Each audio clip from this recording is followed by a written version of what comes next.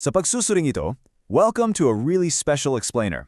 Today, we're unpacking a viral spoken word monologue. It's called June 8, 2026 by Maria Isabel Rosario Peralta. And you know, this piece is just fascinating. It doesn't just tell a straightforward story. Instead, it beautifully, and honestly kind of painfully, blends this deep personal longing with some incredibly heavy societal commentary. It's the kind of text that just demands a closer look. We're going to see how the author weaves these really complex themes together, literally turning raw emotion into a mirror for society. I'm so excited to guide you through this whole shebang, so let's get right into it. Tara, let's dive right into this. The piece actually kicks off with this incredibly haunting quote. Kung panaginip ito, pipiliin kong manatiling nakapikit. In English, that means, if this is a dream, I would choose to keep my eyes closed. Right away, it sets this dramatic, deeply reflective pace for the whole analysis. The author literally drops us right on the boundary between reality and illusion. It kind of suggests that whatever reality they're dealing with is just so overwhelmingly difficult that staying in a dream state is actually the better option. It pulls you right in, doesn't it? It makes us ask, what on earth could be so terrible about waking up?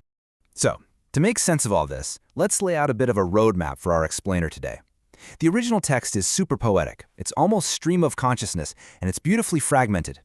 As your guide, I'm going to help deconstruct these words so we can clearly spot the dual meanings the author is playing with.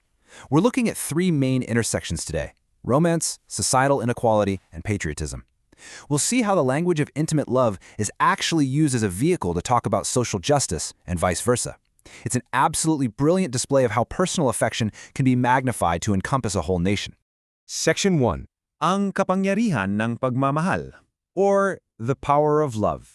Ngayon, ang pinaka-interesante dito ay the author uses love not just as some fleeting romantic concept. We're not just talking about butterflies in your stomach here.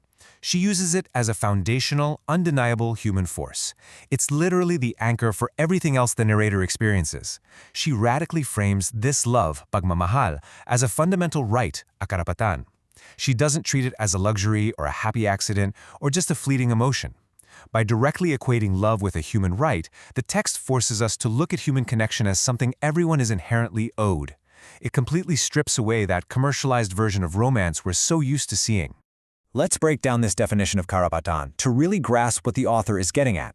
Normally, when we hear the word right, we immediately think of legal or moral entitlements, right? Like the right to free speech or the right to a fair trial. But here, the author elevates the whole concept. Treating love as a right actually sets the stage for a much broader discussion on equality. Think about it. If love is a right, then being deprived of it or seeing other people deprived of it becomes a literal injustice. This brilliantly bridges the personal with the political, taking a broken heart and turning it into a powerful metaphor for a broken system. Which brings us to Section 2, Justicia et lipunan, Justice and Society. Here, the text purposefully zooms out. We're shifting from the micro level of personal love right up to the macro level of societal structures. The author takes that idea of love as a right and applies it to how society actually operates. Notice how she juxtaposes mamayaman, referencing the wealthy or elevated classes, against karapatan ng kapwa, which means the rights of the fellow man. We're just neutrally mapping out the societal divide she's critiquing here. It asks us to examine this massive gap, the stark contrast between those with abundant resources and those just begging for basic rights. And it does this without inherently taking a political side, but rather by observing the undeniable friction this creates in everyday human life. So that crucial point is captured perfectly in this line. Hosticiang ipinagtatapat sa bawat Filipino. Justice granted to every Filipino. You can really feel the intense yearning here. Looked at purely as artistic expression, this line showcases a deep, overarching desire for fairness across the entire nation. It's not just about one individual getting what they deserve. It's this massive, collective plea for justice to reach every single citizen, no matter their social standing. The author takes a deeply personal longing and turns it into a universal cry for systemic balance. And all of that leads to this incredibly profound question: ano ba ang magagawa kung ako na lang ang nakakain? What can be done if I am the only one eating? Well, I want you to actually reflect on that question for a second. Just think about it. Feel the weight of that isolation. It's such a powerful acknowledgement of privilege in the middle of widespread suffering. The narrator is realizing that their own survival or comfort feels entirely hollow if they're the only one experiencing it, while everyone else goes hungry. It's a moment of deep guilt, for sure. But even more importantly, it's a moment of profound empathy that totally shifts the poem's trajectory.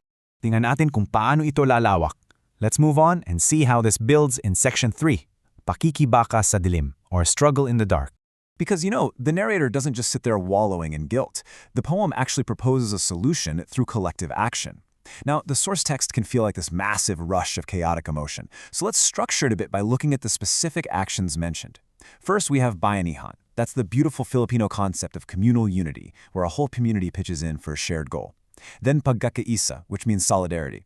And finally, pakikipaglaban sa dilim ng gabi, fighting in the dark of night. The author purposefully strings these very specific cultural actions together to show us something important. The only way to navigate these dark, difficult realities is through unified struggle. We literally cannot survive in isolation. We have to do it together. And why do they do it? Well, the author sums it up perfectly right here. Sa pusong may bayan, in a heart that holds the nation. This right here is where all those themes flawlessly intersect. The author ties intimate love directly to patriotism. True love, at least in the context of this monologue, means having a heart that literally holds the entire nation inside it. Your love for another person becomes absolutely inseparable from your love for your countrymen and your desire for their well-being. It takes romance and elevates it into a profound civic duty. Which brings us to section 4, pag-asa at muling pagkakataon, hope and a second chance. As we move into our final thematic section, the text takes on a much slower, more dramatic, and highly reflective tone. After all that struggle in the dark, we finally arrive at the resolution. The text says, "Ang muling pagkakataon ang aking aabangan." The second chance is what I will wait for. There's this deep, almost existential longing in this line. The speaker is actively choosing to wait. Think about it. Despite the overwhelming darkness, despite those deeply entrenched societal inequalities, and the incredibly heavy burden of hoping for justice, there's an enduring hope that still persists. They're holding out for that second chance, waiting for society to heal and ultimately get it right. At ito ang magandang nagpapakita kung paano umiikot ang kwento. This brilliantly illustrates how the entire piece comes full circle. We return right back to that stark opening quote, "If this is a dream, I would choose to keep my eyes closed." After exploring the harsh realities of inequality, the absolute necessity of coming together, and the long, grueling wait for justice, the narrator makes a conscious choice. They choose the dream over the harsh reality. They choose a vision of a world where love is a right and justice is granted to absolutely everyone, even if they have to keep their eyes closed just to see it. It's heartbreaking, honestly, but it's also a beautiful surrender to hope.